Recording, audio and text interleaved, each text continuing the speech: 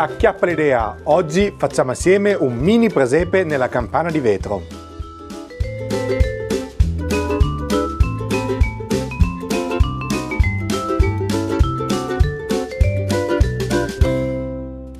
Bentornati amici ed amiche in questo video di Acchiappa l'idea. Ho un po' messo a posto, come vedete, tutto il mio laboratorio, ho fatto un po' di pulizia e possiamo ricominciare facendo un piccolo video che però sono un po' ispirato, quindi facciamo questo. Vi faccio vedere che cosa mi hanno regalato. Eccole qui, sono delle mini statuine in stile napoletano, alte circa 6 cm e quindi per queste statuine ho deciso di fare una cosa che non ho mai fatto, cioè il presepe in una campana di vetro. Eccola qua, l'ho trovata in un garden center, fra l'altro adesso che siamo subito dopo Natale era in sconto del 50%, quindi al posto che i 15 euro che vedete qui l'ho pagata 7,5 e già che c'ero ho comprato anche questo modello qua che costava 30 euro ma l'ho pagato 15. Queste cose costano parecchio, se conoscete dei posti dove posso procurarmele più economici magari ci faccio un pensierino. Questa aveva già la basetta, mentre invece questo non aveva neanche la basetta, però quella me la farò poi io. Detto ciò, ho deciso di realizzare per loro un tipo presepe in stile napoletano, quelli che sono abbastanza classici, si comprano dentro già le loro campane di vetro. E quindi, prima di partire, vediamo velocissimamente la scheda progetto. Grado di difficoltà 3 su 5, tempo necessario 2 su 5, costo del progetto 3 su 5, perché la campana di vetro è da comprare e ci stanno bene delle statuine un po' belline dentro. Di per sé il resto non sarà cosa molto costosa né molto lunga da fare, spero. Vi faccio vedere, ho già iniziato. Ecco qui, ho realizzato questo dischetto di polistirene esattamente grande come qua la nostra campana sotto, che è in questo caso, adesso ve lo misuro subito, è tipo larga 10 cm e alta 18, giù di lì, e alta tipo 16-17, però appunto vedete come è molto più alta delle statuine, quindi io devo crescere un po' dentro. Quindi ho realizzato quest'altro pezzo che è un semilavorato, in realtà l'ho fatto senza avere le statuine, quindi vedremo che ho qualche problema. Però questo pezzo deve stare poi dentro, è molto importante ovviamente che ci stia, e vedete così. Però io ho già provato che le statuine stanno un po' strette.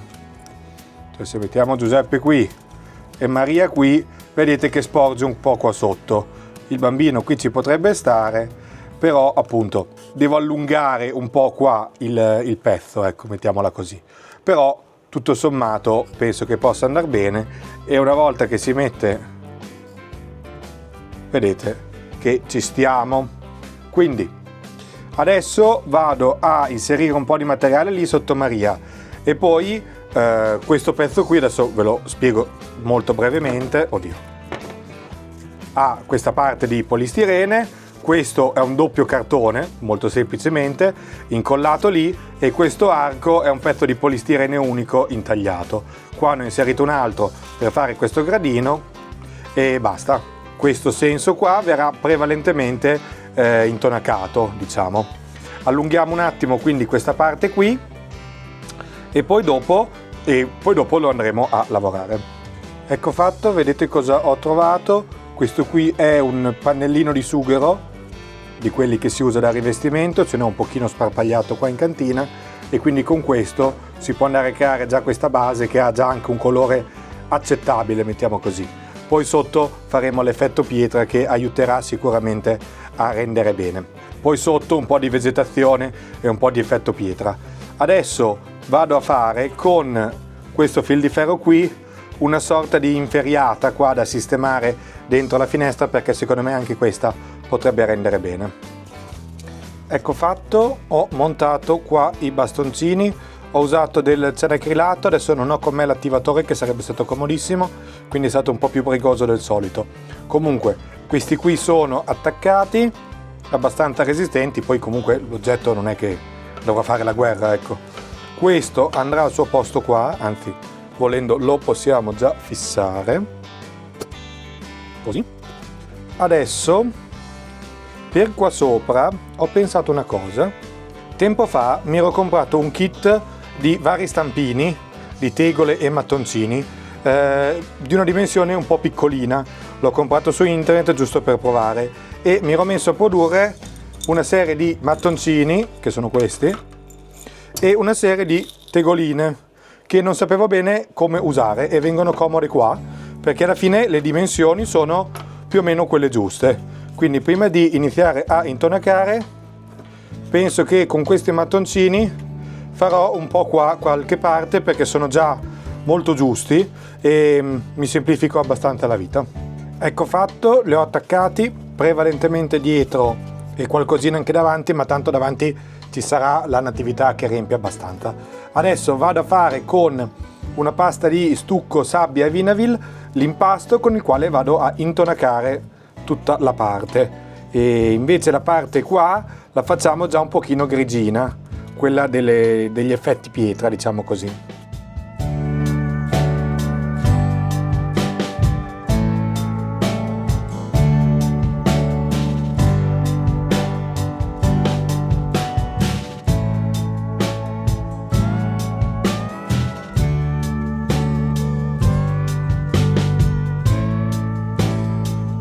Questo è quello che ho ottenuto finora. Adesso non ho fatto il colore qua delle parti in pietra, ma lo farò quando si è asciugato questa parte qui, e vedete come sono andato a coprire tutte le parti. La cosa difficile un po' è quella che se noi mettiamo dei mattoni, questi dovrebbero essere incassati dentro l'intonaco, quindi lo strato di intonaco dovrebbe essere almeno a livello dei mattoni. Però dai, direi che così ci possiamo accontentare. Quando si asciuga dovrebbe diventare tutto un po' più chiaro, quindi un po' meno color grigio, ma nel caso gli diamo del bianco. Adesso lo dobbiamo lasciare asciugare bene. Bene, sono passate 5-6 ore, questa è la situazione attuale, si è parzialmente asciugato, ma sono venuto a controllare e avendo messo qua i mattoni sul lato non si infila più la cupola, come potete vedere. Prima ovviamente ci stava, adesso non ci sta più e quindi devo andare a decidere dove modificare il tutto, se da questa parte o da questa.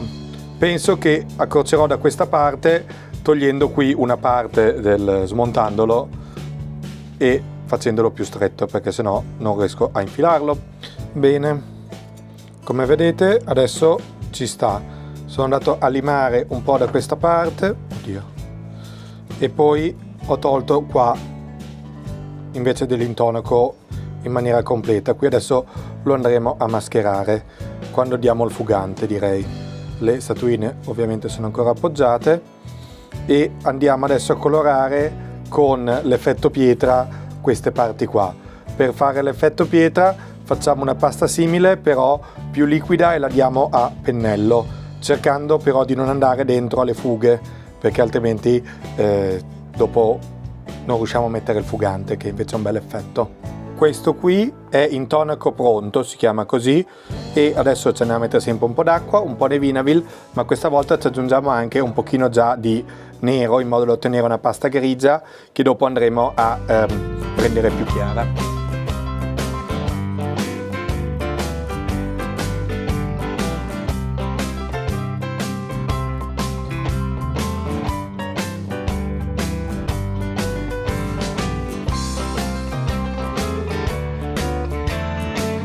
Bene, allora si è tutto un po' asciugato, vedete che ho dato qui prima la pasta, poi dopo gli ho dato a pennello asciutto del bianco panna, questo colore qua per intenderci, l'ho dato anche qua sotto che si è asciugata anche questa parte e poi ho un po' sporcato tutto il muro e ho sporcato un pochino anche i mattoni, un po' per differenziarli. Adesso direi che è arrivato il momento di dare il fugante Jasmine che avete già visto in altri progetti. Come funziona? Molto velocemente lo si spolvera facendolo andare solo nelle fughe e poi dopo con lo spruzzino con l'acqua si fa in modo che si bagni, diventi pastoso e rimanga poi lì.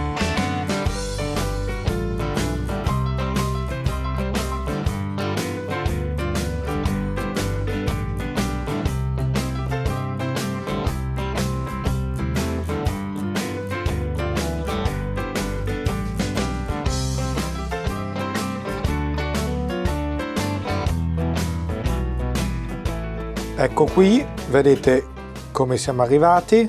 Il nostro fugante l'ho messo, l'ho spruzzato, è andato a riempire appunto le fughe fra i vari mattoni. Ho incollato la base tonda a questa parte qui, controllando bene che vada dentro di misura, come vedete. Adesso vado a colorare di nero, direi, la base, e poi dopo questa parte qui comunque la copriremo, però per far scomparire questo giallo che invece è un po' impattante, ecco. Bene, allora adesso ho deciso di provare a fare qui una sorta di piccola tettoia, e utilizzando questi bastoncini qua, che in realtà sarebbero dei lunghi fiammiferi, che ho tutti invecchiato, come potete vedere, prima con dell'impregnante da legno e poi con del bianco panna per renderli così, e questi qui che sono dei bastoncini da caffè, che anche questi li ho tutti invecchiati. Quindi farò una micro tettoia qua per mettere sopra quelle tegole, perché ce le ho e volevo provare ad usarle. Quindi adesso taglio, provo a costruire. Allora, come non detto, queste tegoline mi sembravano troppo regolari per questo progetto qui, e quindi ho deciso di limitarmi a fare con queste travette, con queste travi, con questo legno, questa sorta di tettoia semidistrutta. Se avessi aggiunto queste tegoline qui mi sembrava di fare tutto un po' troppo regolare e bello, ecco, e perdere l'aspetto del rudere che invece lo contraddistingue. Vedete come ho scurito anche qua la parte della grata e gli ho dato del color grigio molto molto scuro, e poi qualche puntino con del terra di siena naturale e del terra di siena bruciata che fanno l'effetto ruggine, come potete vedere. Bene, adesso non manca molto se non la vegetazione. Allora, se non ce l'avete va benissimo utilizzare del muschio, ma io ho questo qua che è un muschio finto, diciamo così, che utilizzerò per fare una sorta di rampicante, mentre invece il ramo lo faccio con una radice di una pianta. Allora, queste qui sono le radici. Prima però di andare ad applicare tipo questo in questa posizione qui, andiamo a colorare un pochino il muro dietro a dove andremo poi a mettere il rampicante, per evitare che sia troppo chiaro lo stacco. È come se il fogliame avesse un po' sporcato appunto il muro, quindi con un colore non troppo intenso e piuttosto diluito andiamo a fare qualche zona appunto un po' più scura, così. Se poi tocchiamo in parte anche il ramo non è un problema. Bene, abbiamo messo tutta la nostra erbetta in questa maniera molto delicata, diciamo così, per farlo sembrare questo rampicante, ecco. Adesso non manca che collocare in maniera definitiva le 3 statuine. Poi ho messo qua sotto un pochino di segatura gialla e verde, diciamo così, un pochino anche marrone sotto per fare l'effetto erbetta, e adesso possiamo andare a mettere qua davanti le statuine in maniera definitiva. Useremo, direi, la colla a caldo.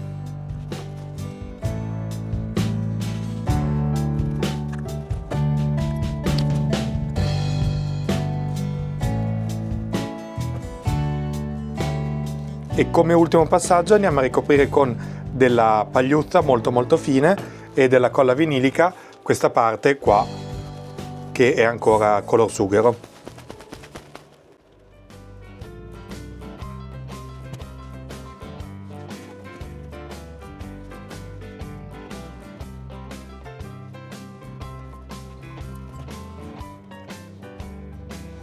Adesso non ci resta che inserirla nella nostra campana.